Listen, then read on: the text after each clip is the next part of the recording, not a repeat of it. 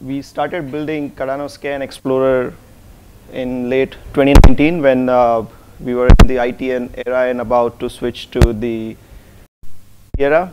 That time we felt a need for an Explorer, and there were no such tools for us to just utilize some database and build a user interface out of it. So we had to do lots.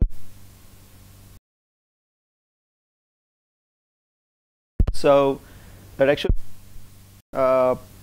build our own version of Ouroboros Networking Protocol Library in JavaScript, which is what we utilize for indexing the Cardano.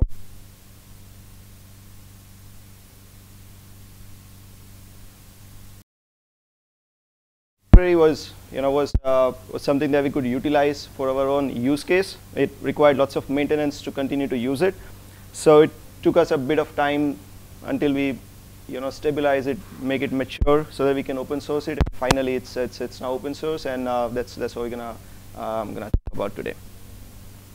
Okay. So we're gonna have a brief on the Ouroboros mini protocols, the networking protocol that Cardano node uses to between nodes and clients.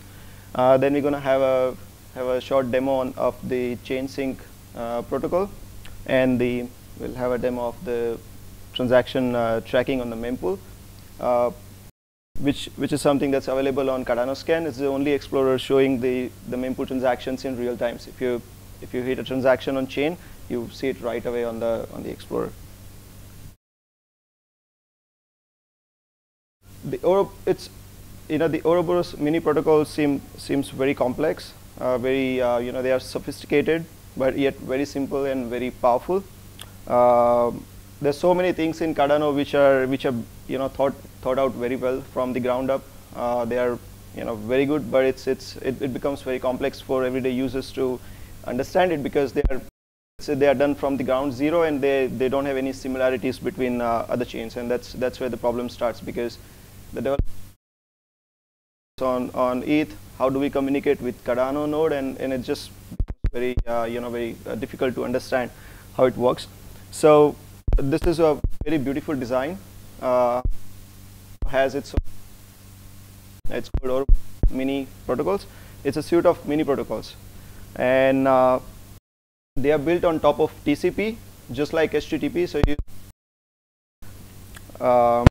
browsing internet. So you send a web request on your browser, it hits Google or any other server, and then you receive an HTML website so that you can see it beautifully on the browser. Similarly, this works on top of TCP in all the line with HTTP. So it has its own family of protocols. So one of those called is chain sync. The other one is local stat query. The lots of other protocols. They're polymorphic in nature, so it's just like you can actually use your browser to open google.com. You can use your browser to open twitter.com, and they serve all the different sorts of information on the browser. You see all different. Similarly, the networking layer is very separate. It's a separate module on this whole suite of softwares in Cardano. So the Cardano node uses this networking layer to transfer blocks, transactions, and so many other things. But the networking layer does not know anything about it. It's just the purpose of transferring packets from one end to the other end, and the application be aware of what's being transferred. And that's the beauty of this. Build such a way that you can only use it on Cardano, but you can actually use this networking protocols to actually build your chain, and you utilize this networking layer to do communication. Just like we have WebSockets, we have HTTP, you have MQTT. So this is the another application layer protocol.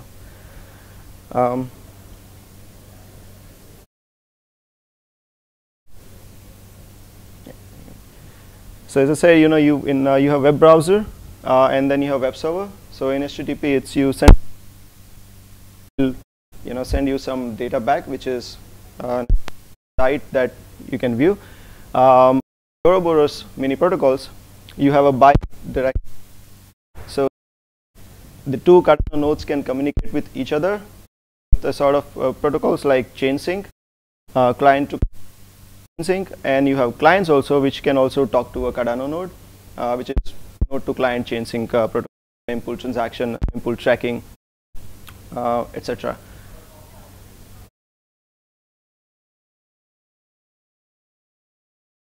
So we have a few different types of protocols. One of these protocols. This is used by two Cardano node.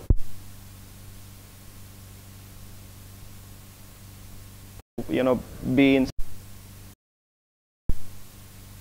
of the blocks from the other nodes. So I use block fetch.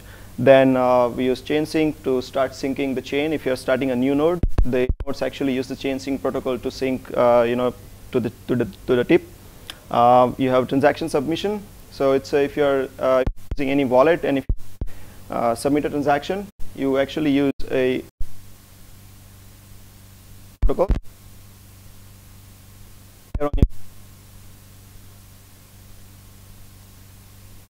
Transfer the transactions between multiple nodes on the network, which is, this is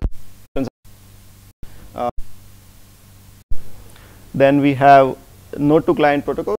There's so many, few of them are transaction submission. This is one you use to submit your transaction. Utilize to query the state of the node, as well. And chain sync. This is what we use to query from the node.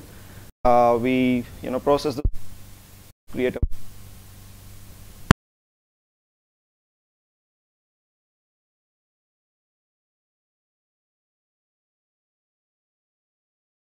so we're just gonna go very brief in how we use these protocols. Start the communication with the node. The first thing we need to do is a handshake. So before we go ahead, it's if an application, if you're a dApp, or if you're building something on Cardano, and if you want to utilize, if you want to talk to Cardano node and do some stuff, it becomes very difficult because you feel like okay, it's an application layer protocol, so I need to build so many things on my own. I need to start the communication with the node. How do I do that? How do I do the parsing? How do I do the packet transfers? And that's exactly where this Ouroboros Networking Library comes in the picture, which does all this stuff behind the scenes, but it's just for informational purpose. So the communication starts via handshake. It's just basically in simple terms, it's like I want to talk a certain version of the protocol, and I'm gonna use mempool, or if I'm gonna use multiplexer, and the Cardano node will respond back if the communication has been successful or not. And once the connection is successful, then we start communicating. So we'll just go here. So once the communication is established, we start from the node. Our indexer, it's like a niche application that you need for your a very small purpose. Probably it's like, let's say you're building an ICO and you actually want to listen to payments to your wallet so that you can do the airdrops to your clients. Now this is a very simple use case, but then you need to have a DB sync running, which is like more than 50-60 gigs of database, and it would require, something goes wrong, you just have to build your tools around it. It's a database to build your API.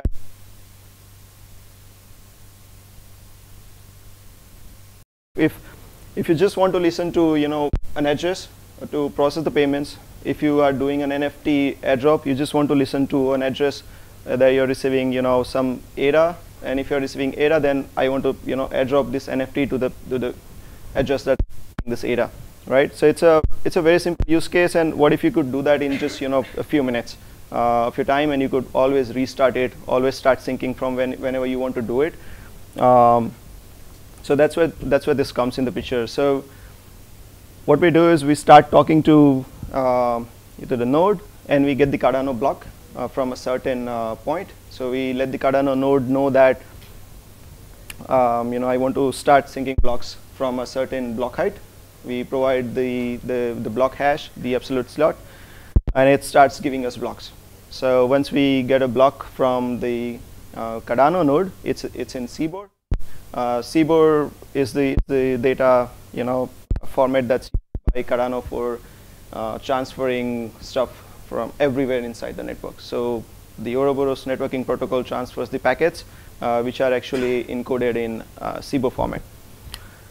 Once we get the CBOR, we need to decode the CBOR, and there are 2 steps again doing that. So if you decode the CBOR, you get like a JSON looking data that you can just view with your humans. We can format, but it's still at a intermediary stage where you cannot figure out what is what. What's the block height from this block? What's the block hash? Or where are the transactions? What's the outputs? You cannot know about it. So you actually need to do so once you get the intermediary JSON, you parse it, and then you get a beautiful looking JSON object, and which is like, it has all the information that you need. It's like, this is the transaction, this is the input, this is the address that's receiving some ADA, some tokens. That's what at the end. And then this indexer is your small application which does the log. If you are some ADA for an address, it does the job. So now from there, it's all you can do whatever you need with the data. So if it's a very small use case, you just want to show some real-time status on a website, you might just want to put the data on a Redis instance. You can store the data on MongoDB, or you can create your own SQL database as per your requirements. One of those use case we had, so the Cardano scan also actually utilizes this so much that we don't do like all the indexing together as part of one software. So let's say tomorrow a new CIP comes in the ecosystem, and for example CIP 68, which brought along a new standard for NFTs, and we were like, how do we support this now? So we just go ahead and create this. That's it. It's a independent small application that just keeps looking for NFTs that are minted with CIP 68 standard. We put them in our database, and then it just works on Typhon wallet. It just works on Cardano scan. I mean that's how we are very modular in terms of what we are doing.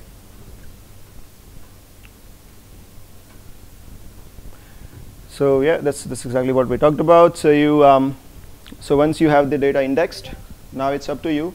You can choose to build your own user interface. You build an UI. You build an explorer like Cardano scan. You build an analytics platform.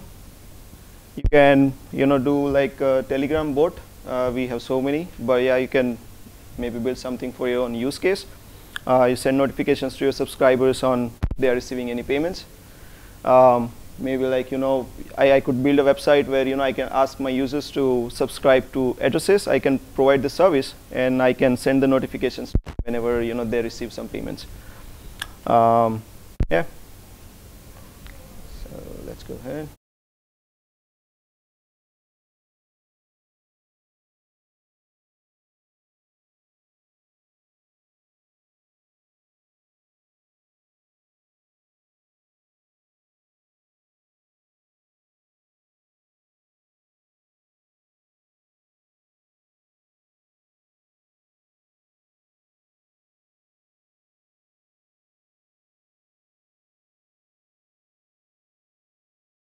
Okay.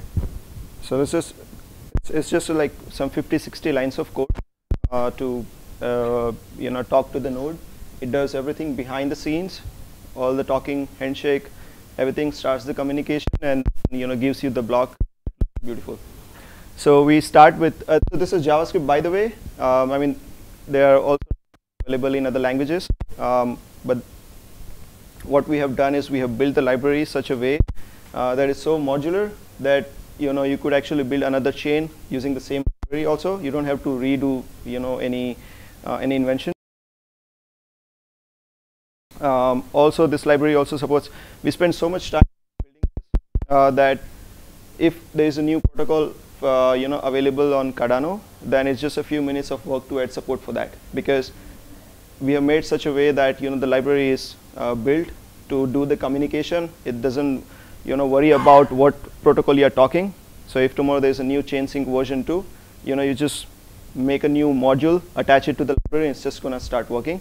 It's open source on our GitHub, so you can always take a look at it.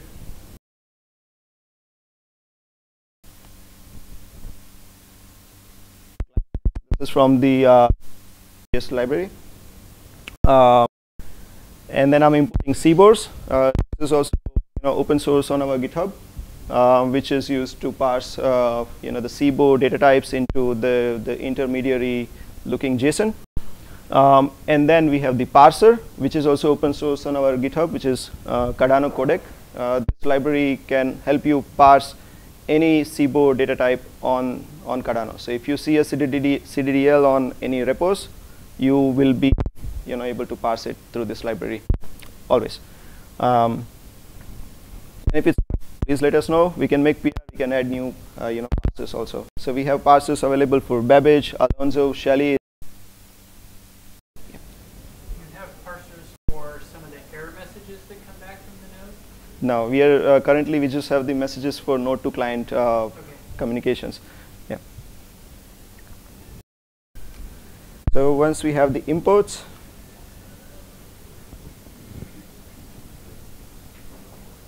okay, I'm going to initiate the client, and I just let the client know that I'm talking a certain protocol ID and the network. We're just initiating the client, and then I'm going to connect to a node which I have just enabled our our own server. So know that you can actually, it's not just that the library has to run, your application needs to run on the same server. You can actually run it on 2 different servers, connect to it via IP addresses. You can, if you're running on the same server, you can also utilize the socket path. If this, the Cardano node actually gives the socket.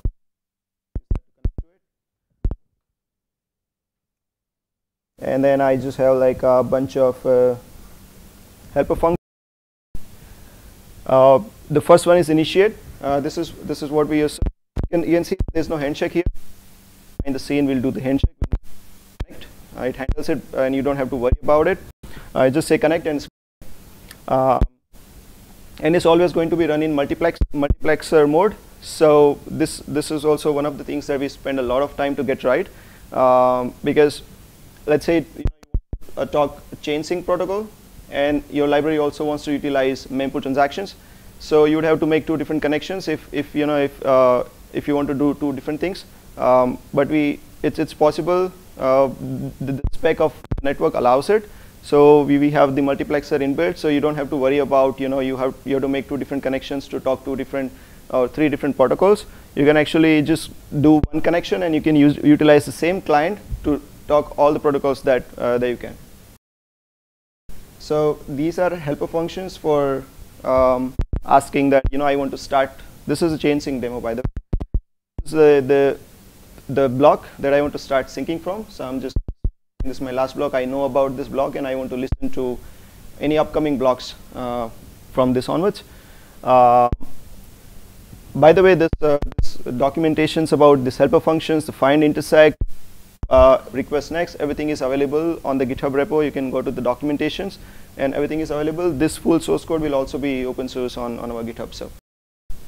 And then go, and we just have some more helper functions like request next block. And once the node connection is established, I'm just saying, if I'm connected, I want to start my application. So I just call the initiate helper function. This is just some helper function again to listen if something is, if it's disconnected.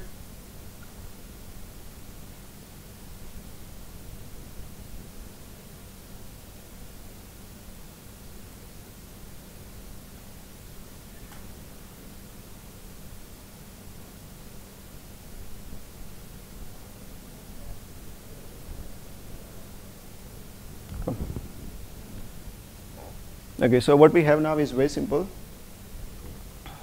So I have this function that listens to new blocks or any information that comes from the node. It says data.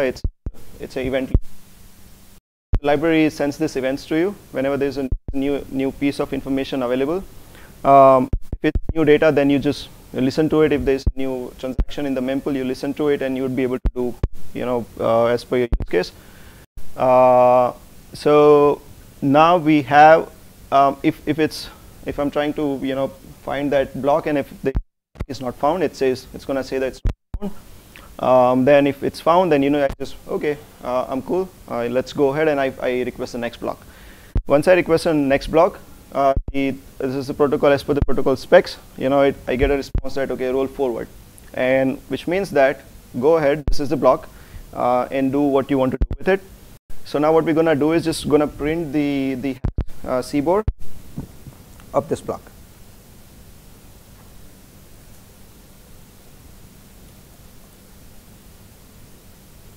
So as you can see, this is actually in real time finding. These are all of the blocks, and this is how the blocks are stored on Cardano node itself. And it's just going to keep going until it reaches to the current tip. This tip is, I guess, a few months behind, so it's going to keep syncing new blocks and blocks. If you want to start syncing from, say, something recently.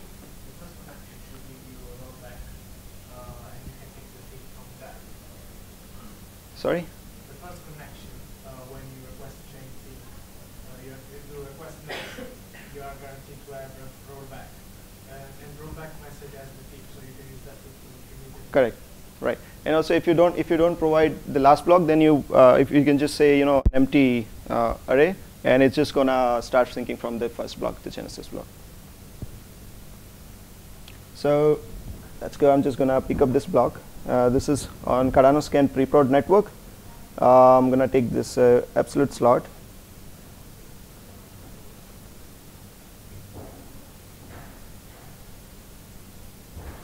And I'm going to take the block hash.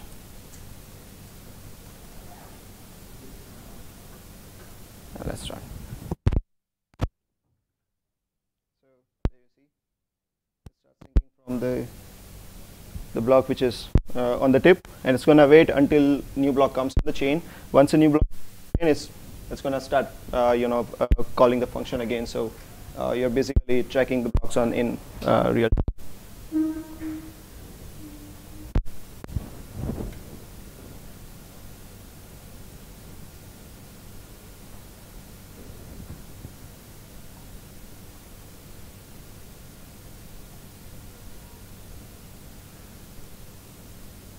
So now let's go ahead and take a look at the next steps, which is decoding the block, and then see what kind of information are available. So the blocks can be from Alonso, Babbage, Shelley, and the decoder and the parser.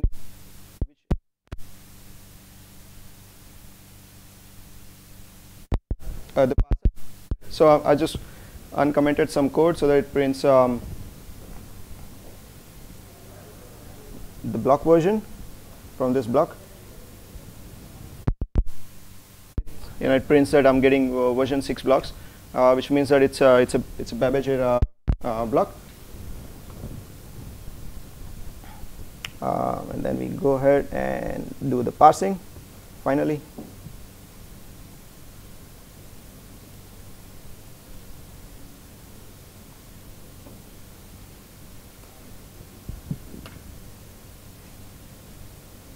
So this is the beautiful version of the block. So we just did a few things. We got the CBOR. We decoded the CBOR. So now you see that it has, this is all that the block has. Features, the body, all the things that basically is there on chain is available here. So you don't have to depend on DB sync with limited information. You can just directly talk and get whatever you need. You can also get all the transactions if they are there on this block. Currently, there are none. You can also see witnesses. Like Chris mentioned, the signatures of the transactions are also available on chain. So if you are actually connected through this library, you'd be able to get the public keys of all the addresses which are on chain, and you can everything basically. Whatever is available in a block, that's all available here.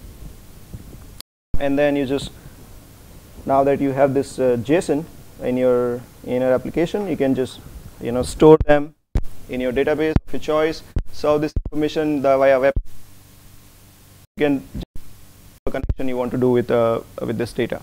And once I have this block, I just go request next block, start sending the next block. If there's no block, it's just gonna wait and send the new block once it's available. It was for the chain sync. This was node to client chain sync protocol. Then we have mempool.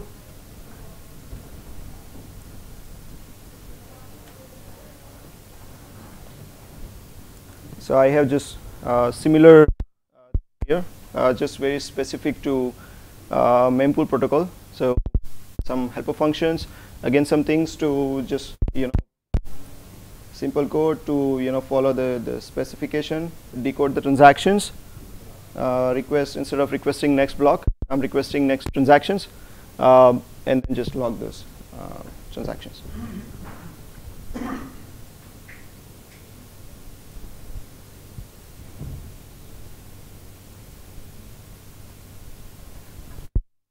Once it's there, as you can see, it starts printing transactions which are right now on mempool. So if you're submitting a transaction on this network, your transaction is going to be visible here in just a few seconds, less than a second.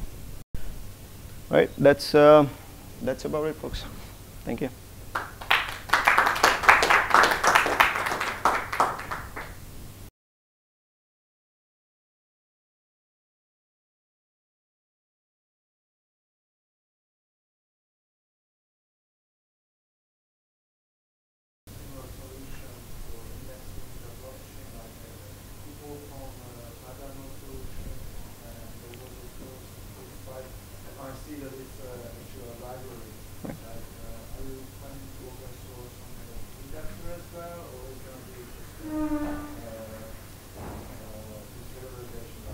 Okay, so the idea behind building this library was that we want it to be so modular, so that you can use, instead of using a ready-made indexer, which is very generic for many use cases, you can index your own data. There's a reason the core of an indexer using it. So if if you need some sort of an indexer, you can create an issue on the GitHub, and we would be open to create an indexer for you if it makes sense, if it's generic for people. Otherwise, if it's a very unique indexer for your use case, you could just go ahead and use this library and build your own indexer. And that's exactly the difference between other solutions, and it's not better, or other libraries are better than this. It's just a very different use case. Many of the solutions, they come up as an indexer and they work only on Cardano. This is more like a networking, as well as on other networks also, if they are using Ouroboros mini protocol family. So that's why the components are very different. That's why we used 3 different libraries which are available on our GitHub for use cases. So you get the CBOR from the node. You use CBORs to decode it. You use Cardano parser to parse the data. Similarly, if there's a new parser for some other chain, you could use that parser and parse the data from the network. So it's just a suite of core level libraries for doing stuff.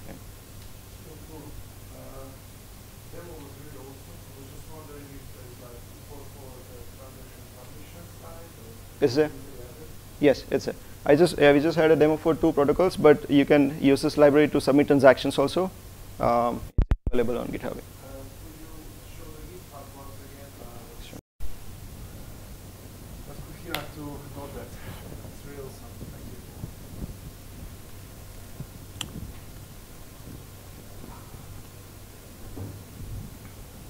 you. Yeah, I'll keep that open.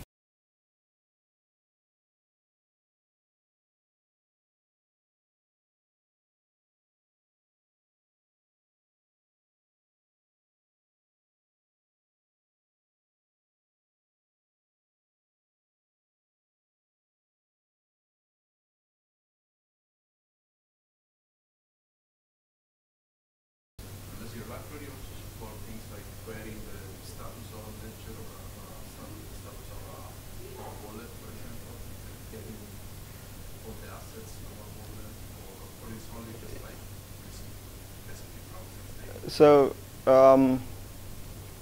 it supports querying the ledger state, but there are only few things available because the ledger state itself is very big, a few gigs in size. So it can only query things that are available, but you would have to actually write your own parser for it because those sort of data are not documented very well, and that's where we struggle so much. We did lots of reverse engineering to find out the specs, CDDL for so many things. But it's actually another problem with the IO engineers also. So much of data that the local state query utilizes are Haskell data, data types, and they are not documented as well. They just send it through, and they just gets automatically decoded into and out of the Haskell data type. So if you were to create a parser, some of those state query protocols, we need the CDDL specs so that we can create the parser. So that it's used by Python? Yes. So I was wondering how they can actually query your balance. That's a good question. So what we do is we actually use the diagram that you saw. We sync via the block, and then we process the information and put it in the database, and that's how the Typhon uses our database to solve the balances. So kind of like a tiny TBC. Exactly. So with the local transaction submission, is that the one you're using with Typhon JS? Yes. Okay. How do you parse, like if you submit a transaction and there's an error message? Yep. Oh boy. Those are not documented Oh boy. anywhere. How do you parse that? I'll tell you that. Back? Shout out to Prashant. Is he here? Where's Prashant? This person, he spent nights to reverse engineer the Haskell code base, looking in places like, what does that code mean? And he reverse engineered the full, the CDDL for actually parsing the error codes. So we have a custom parser that parses those error codes. Yeah. And that's not open source, I guess. Open source is not because it's reverse engineered and we are not confident enough, of that parser. But if you want to use it, we would be, happy to provide. Yeah. Yeah, because I haven't done the hard work that he has. I just oh, there's an error. Just here it is. And Yep. just dump it. Yeah, there was a priority for us to do because earlier we were using the local transaction submission APIs, submit API, and we transitioned to a new infrastructure where we had to use this library to submit transactions. We can talk about it later. It's so much in there, so we had to get that done. Yeah. Yes. So I'm so sorry. Yeah. That's it. We are. Yeah.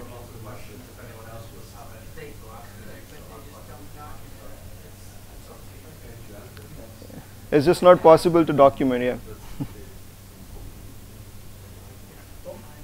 You done? Yeah. Yeah, Ashish, I'm so sorry. I just needed to get the next guest because it was kind of like a bit of a confusion. It's okay. But thank you so much. One of the things that I realized is that with such complex matters, it's not really it's not easy to break it down into terms that is understandable to, like, let's say the average audience, who has like just limited knowledge of basic technical knowledge. And what I've seen is that you've done an amazing job. I can follow through with it. I can understand that.